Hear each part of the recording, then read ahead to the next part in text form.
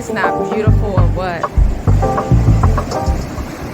Hey, it's been a long time. For those of you who have followed my channel in the past, you know that I started each of my videos with, hey, it's your girl Nikki from Isitreal.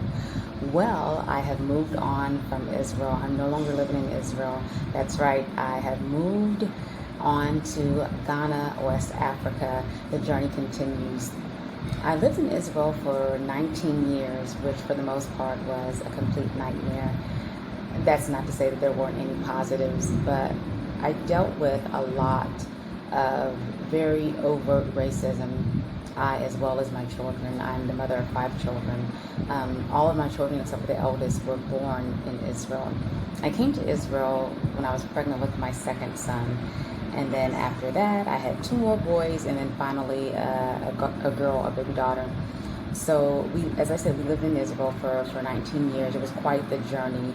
I do not lament my experience in Israel because it's part of the journey of me, made me who I am today, the person that I am. You know, I believe that, you know, we are the sum total of all of our experiences. So it's not something that I would ever wish to change.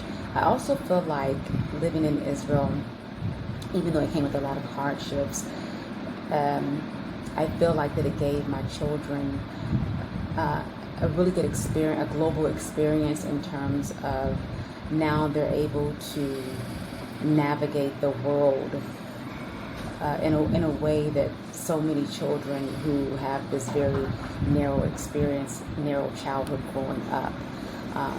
You know, my children, they were different. It's not like they were at a school where there were other children who had similar backgrounds as them, come from the same type of experience as them. So I feel like it helped to shape and mold them and also make them very adaptable. So we've been here in Ghana for 2.5 years now. I absolutely love it. We came here with our 3 younger children. The older 2 didn't come because the first one had to stay behind in Israel because he had to serve in the IDF. For those of you who are not aware, military service in Israel is compulsory. So he had to stay behind there.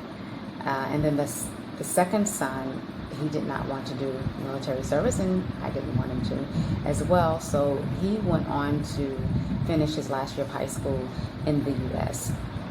So back to my journey of living here in Ghana. As I said, for the most part, I love it here. Living here in Ghana has given me the peace of mind that I was looking for, that I did not find when I lived in Israel. One of the things that I love here is just simply, you know, going out of my house and seeing a reflection of myself, you know, going out of my house and wearing my hair like this and people not staring at me, gawking at me like something's wrong with me. I remember one time when I lived in Israel and I went to one of my son's basketball games, and, you know, I had my hair out. I for most of my life have been natural. And so I remember so many of the people like staring at me, even many of the children, most of the children, you know, laughing at me and pointing at my hair. And I remember how, you know, that made my children feel. So that's one of the liberating things about living in a predominantly black space. You know, you don't experience things like that. And experiencing something like that on the daily, you know, it can really have a negative mental impact on you. I see the impact that it has had on all 5 of my children, although I must say, I have to say, that in spite of that, my children, you know, they do not have a lot of traumatic scars from the racism that they endured living in Israel. Anyways, I don't want to harp on that experience because this is supposed to be about my journey moving to Ghana. So yesterday, I was engaging with a gentleman on Facebook, and he was asking me if I had a YouTube channel about my journey to Ghana, and I was like, no, so many people already have that. There's no need for me, you know, to create a channel. And he really encouraged me to start doing something, to start documenting my experience, my journey here, moving to the continent, because he said he teaches at Morehouse College in Atlanta, and so many of the students are wanting to hear authentic experiences and what it's like for those from the diaspora to repatriate. So with that said, and then after a pep talk from a sister friend of mine who I've met here, who's also a repatriate, was sharing with me, because I'm the type of person, right? If it's not perfect, then I don't want to publish it. I don't want to put it in a public space. But this this is an attempt for me to get over that. Okay, I don't know what just happened with my phone, but at any rate, as I was saying, this is an attempt for me to get over that hurdle in my life that I feel that has been a stumbling block for me from pursuing my dreams, actually pursuing so many things that I want to do, that I desire to do. So with that said, I'm going to start posting regular content about my journey here in Ghana to let you guys know what it has been like, not just moving here, repatriating here as someone from the diaspora, but as a family, because the dynamics are quite different. Coming here as a single person is not the same as coming here with a family, particularly with minor children, because when you come from a well-developed nation, or one of the Western nations, where your children are accustomed to certain comforts and things that are available, certain extracurricular activities, things like that, it can be very, very challenging. And unfortunately, I have to be, transparent.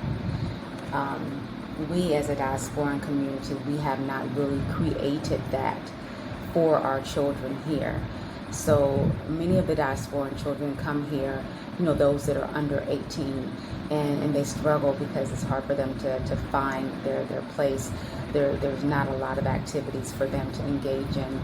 You don't have like extracurricular activities like sports, leagues and stuff through the school systems here, the way that you do have in Western nations, particularly in the United States, which is where I'm from. That's where I was born and grew up. So it's hard a lot of times finding things for them to do. It's difficult, curating a social network for them.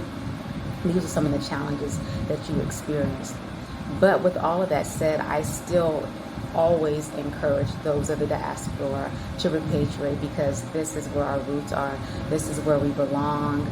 This is where our spirit is. This is where our ancestors were forcibly removed.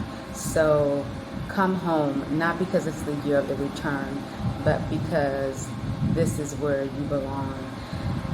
Moving forward, if there are any questions that you guys have about what it's like, if there's anything in specific that you would like to know, please feel free to post your questions in the comment section, and I'll do my best to answer all of your questions. This is Miara, and I'm signing off from Ghana.